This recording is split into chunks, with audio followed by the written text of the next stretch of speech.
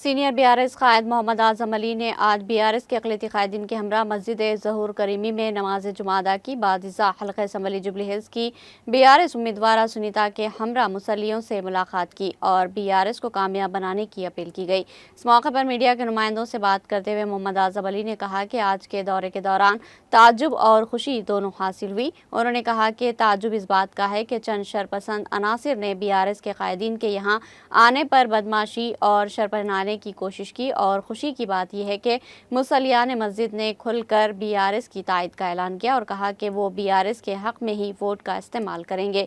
मोहम्मद आजम अली ने कहा कि कांग्रेस हुकूमत के 2 साल कारकर्दगी से अवाम आजिज आ चुकी है। उन्होंने कहा कि ना ही तेलंगाना में कोई मुस्लिम वजीर है और ना ही कांग्रेस पार्टी से कोई मुसलमान रुकन असम्बली है और ना ही रुकन कानून साज कौंसिल है।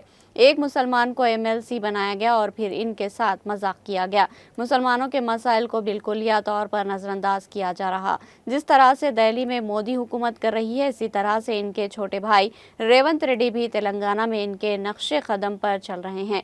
उन्होंने कहा कि ज़मीनी इंतखाब में बीआरएस पार्टी शानदार कामयाबी हासिल करेगी। जुबली हिल्स से बीआरएस लीडर गोपीनाथ नुमाइंदगी करते थे। इनके देहांत के बाइस यहाँ ज़मीनी इंतखाब मुनक़िद हो रहा है। मोहम्मद आजम अली ने अवाम बिलखुसूस मुसलमानों से ख्वाहिश की कि वो सुनीता को कामयाब बनाएं। उन्होंने कहा कि आज के वाक़ये से इस बात का अंदाज़ा हो जाता है कि इलेक्शन से कबल ही शरपसंद इतनी बदमाशी कर रहे हैं तो इलेक्शन होने के बाद कितनी गुंडागर्दी होगी।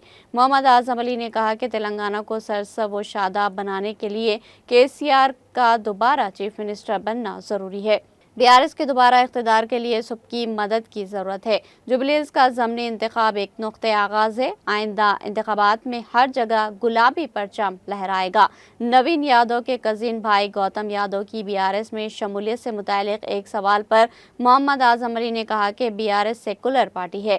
केसीआर जो कहते हैं इस पर अमल करते हैं। आप हैदराबाद की तरक्की को मुलाहिजा कीजिए। उन्होंने बताया कि आज ही बीआरएस पार्टी से एक ब्रोचर इन्हें दिया गया है जिस पर बीआरएस पार्टी के कारहाय नुमाया मौजूद है। बीआरएस के दौरे हुकूमत में तेलंगाना में हर तरफ तरक्की हुई। अक़लियती बच्चों को ज़ेवर तालीम से आरास्ता व पैरास्ता करने के लिए 205 अक़लियती क़ामती स्कूल्स कायम किए गए। मक्का मस्जिद के लिए 8 करोड़ रुपये के केसीआर हुकूमत ने सर्व किए। अनिसुल गुरबा की आलिशान इमारत बनाई गई। जामिया निज़ामिया में 15 करोड़ की लागत से शानदार ऑडिटोरियम बनाया गया।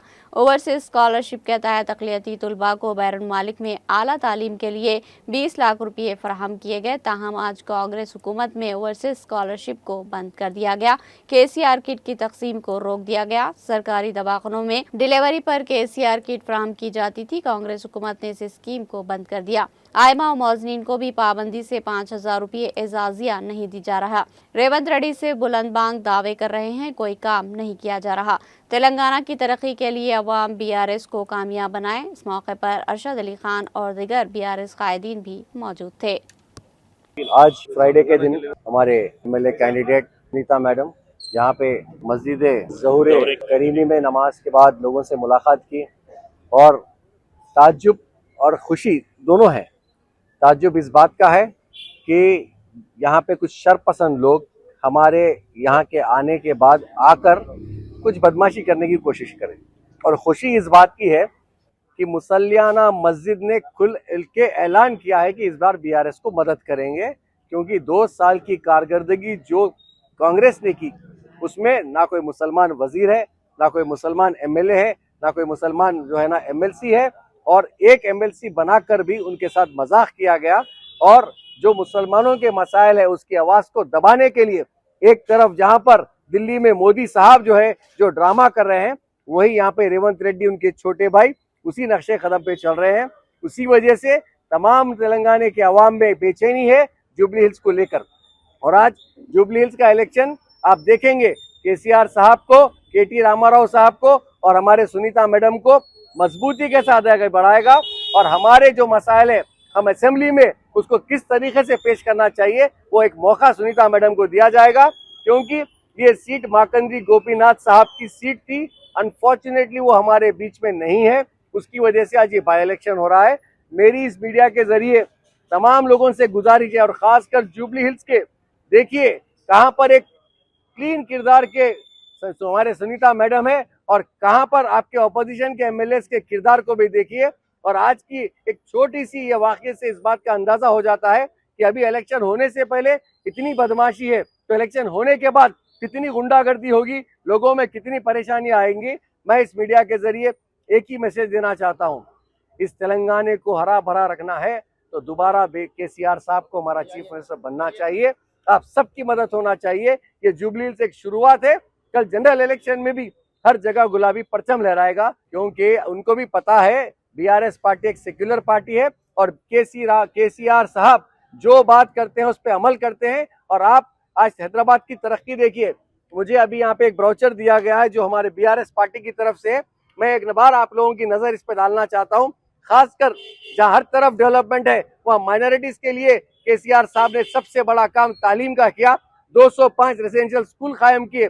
मक्का मस्जिद के मेंटेनेंस के लिए अगर कोई दिल खोल के पैसे दिए तो केसीआर साहब है, जिन्होंने 8 करोड़ रुपए दिए। उसी के साथ साथ आप देखिए अनिसुल गुरबा जो गरीब बच्चों के यतीम यसीरों के लिए है, उसके लिए 40 करोड़ रुपए दिया गया और 4000 गज नामपल्ली में जमीन दी गई। ये अनिसुल गुरबा बनाने में केसीआर साहब का बहुत बड़ा रोल है। उसी के साथ साथ आप देखते हैं हमारा ऑडिटोरियम जो है ना जामे निजामिया का है, उसको 15 करोड़ की लागत से उसको रेनोवेट किया गया और उसकी तामीर अमल में लाई गई। यही नहीं, हमारे ओवरसीज स्कॉलरशिप के लिए 20 लाख रुपए बच्चों को नॉन रिफंडेबल दिया जाता है। ये कारनामा केसीआर साहब का है।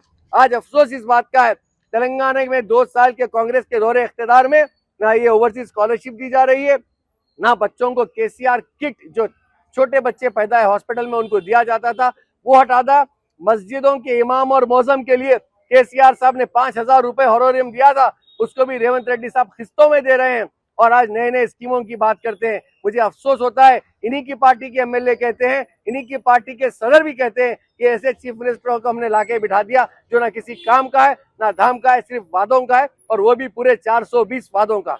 जय तेलंगाना, जय हिंद। वबरकातुहू। यहाँ पर इस मस्जिद का सदर हूँ मैं, मस्जिद इब्राहिम का, और हम चाहते हैं कि हम सब भाइयों को लेकर चलें और यहाँ पर जो है कार को वोट देना है और हमारे केटीआर साहब को जिताना है और हमारे मैडम को सुनीता मैडम को जिताना है। और हम सबकी ख्वाहिश है कि केटीआर यानी कि केसीआर साहब यहाँ पर आए और यहाँ पर इनकी हुकूमत बने आइंदा 2 साल के अंदर। अभी तो जो है मैडम को हम वोट दे रहे हैं, इंशाल्लाह ये वोट काम आएगा और मैडम जीतेंगी।